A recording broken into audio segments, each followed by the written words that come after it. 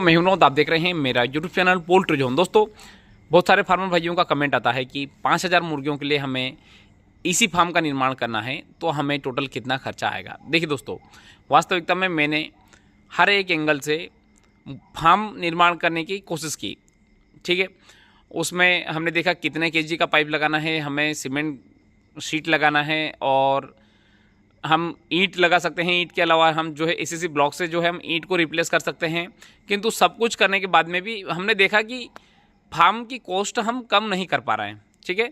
और फार्म की कॉस्ट कम करना भी एक थोड़ा सा मतलब गलत निर्णय हमारा हो जाएगा, क्योंकि मतलब कॉस्ट कटिंग मतलब क्या, जो लगने वाला सामान है या तो फिर हम उसको हल्का लगा रहे हैं या फिर जो है हम उसमें कहीं ना कहीं जो है मिलावट कर रहे हैं। तो इन 3-4 चीज़ें जो हमें ध्यान रखना चाहिए। तो मैंने देखा कि ओवरऑल अगर हम, क्योंकि चूंकि होता क्या है कि सभी फार्मर भाई जो है अलग अलग जगह का डायमेंशन होता है सभी फार्मर भाई के पास में।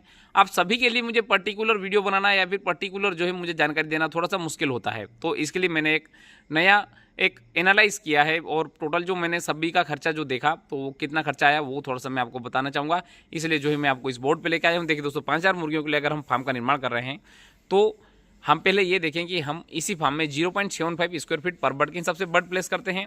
तो हम क्या करेंगे, 5000 में 0.75 का गुणा कर देंगे तो टोटल हमारा कितना निकल के आ गया, 3750 स्क्वायर फीट टोटल हमारा एरिया निकल के आ गया, ठीक है।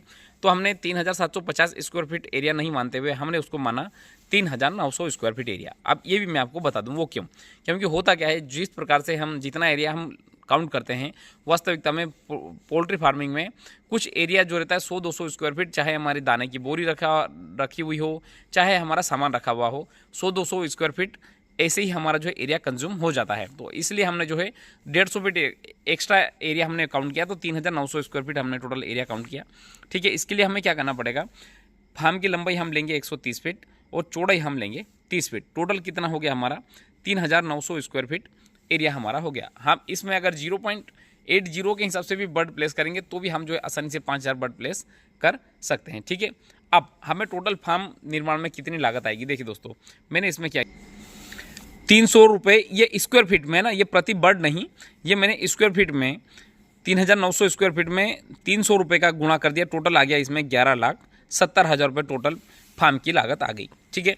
अब इसमें 300 रुपये प्रति स्क्वायर फीट की अगर कॉस्टिंग अगर हम मतलब एवरेज अगर हम लेते हैं तो इसमें हमने दो चीज़ को ही कैलकुलेट किया है।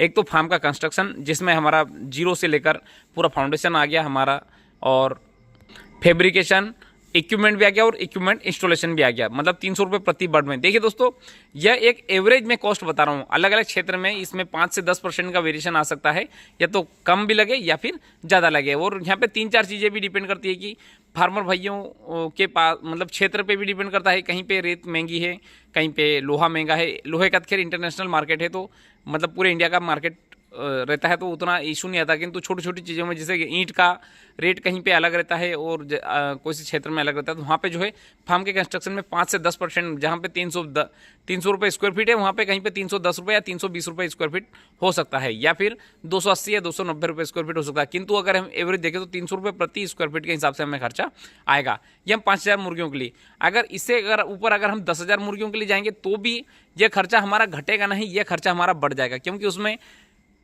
ये जो हम काउंट कर रहे हैं 300 रुपये स्क्वायर फीट, इसमें हम मैनुअल फीडर के साथ में काउंट कर रहे हैं। अगर हम 10,000 मुर्गियों पे जाएंगे तो वहाँ पे अगर हम ऑटोमेटिक फीडिंग लाइन लगाते हैं तो वहाँ पे 300 रुपये प्रति स्क्वायर फीट के हिसाब से खर्चा नहीं आएगा, वहाँ पे 400 रुपये प्रति स्क्वायर फीट के हिसाब से आएगा। अगर हम और अगर डेंसिटी बढ़ाते चले जाएंगे तो वहाँ पे जो है और ये वाला खर्चा हमारा बढ़ता चले जाएगा, जिसमें खर्चा कम नहीं होगा, ठीक है।